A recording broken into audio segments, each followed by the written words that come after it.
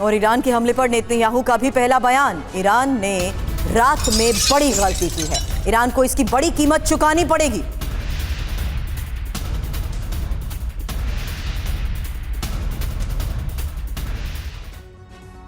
और इजराइल पर हमले के बाद नेतन्याहू ने क्या कहा, खamenei ने क्या दिया जवाब, हमले के बाद पूरी दुनिया में क्या क्या प्रतिक्रियाएं हुई हैं, क्या रिएक्शंस आए हैं, देखते हैं इस रिपोर्ट में।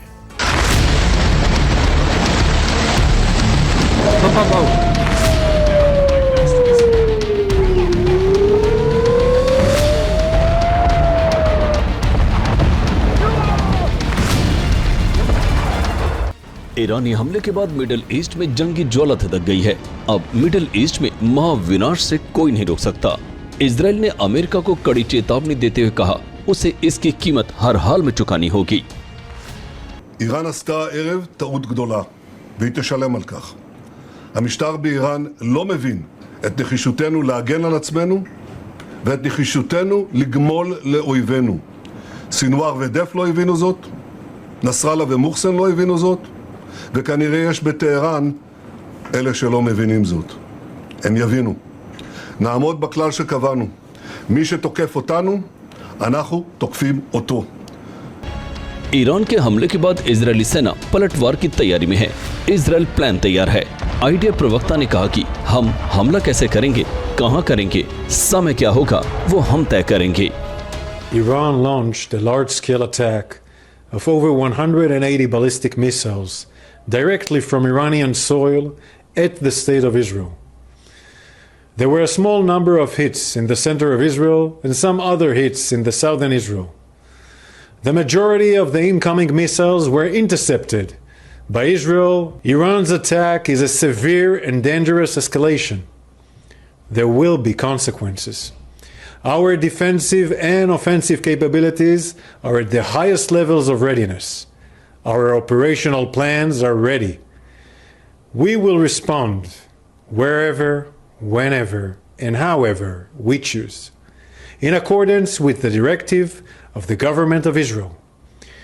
The Israel Defense Forces will continue doing everything necessary to defend the state of Israel and protect the people of Israel.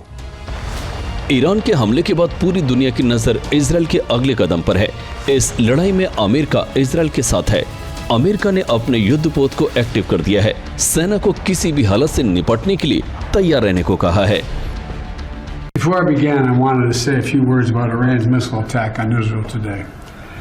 At my direction, the United States military actively supported the defense of Israel, and we're still assessing the impact. But based on what we know now, the attack appears to have been defeated and ineffective.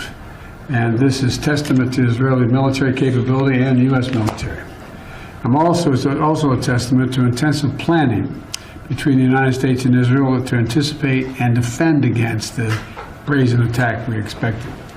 Make no mistake, the United States is fully supportive of Israel. Israel पर हमले के बाद Khamenei ने और हमले की धमकी दी है। खामनेई ने कहा है कि इजरायल को और गहरे जख्म देंगे। खामनेई ने इजरायल को ललकारते हुए कहा कि वो इजरायल पर और ज्यादा हमला करेंगे। ईरानी सुप्रीम लीडर ने कहा कि हमला शहादत का बदला है। ईरान ने हानिए नसरुल्लाह की शहादत का बदला लिया है। ये हमला इजरायली हितों के लिए किया है। खामनेई ने साफ कहा कि इजरायल हमसे जंग में न उलझे, हम और ताकतवर होकर उभरेंगे और आखिर में सच की जीत होगी।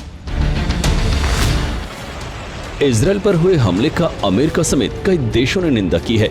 जर्मनी ने कहा कि हमले तुरंत बंद होने चाहिए और इससे मिडिल ईस्ट में तनाव बढ़ेगा। वहीं ब्रिटेन ने भी हमले की निंदा करते हुए कहा है कि ईरान ने सिविलियन को टारगेट कर हमले किए हैं, जो बहुत ही निंदनीय है। यूएनओ चीफ एंटोनियो गुटेरेस ने ईरानी हमले की निंदा करते हुए कहा कि इसे तुरंत रोका जाए, जल्द से जल्द सीज फायर की जरूरत है। गुटेरेस ने कहा कि मिडिल ईस्ट में संघर्ष चिंता का विषय है।